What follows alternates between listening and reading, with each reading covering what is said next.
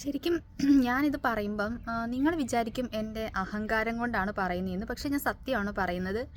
എൻ്റെ ഈ ഒരു ഞാനിപ്പം 30 വയസ്സ് 34 വയസ്സോളം ആയിട്ടുണ്ട്.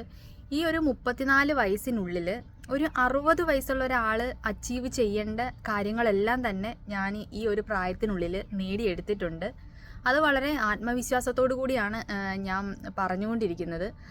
കാരണം എന്ന് വെച്ച് കഴിഞ്ഞാൽ മുടി ഹെയർ ലോസ്, അതുപോലെ തന്നെ മെമ്മറി ലോസ്, അതിനുള്ള ട്രീറ്റ്മെൻറ്റ് എടുത്തുകൊണ്ടിരിക്കുകയാണ്.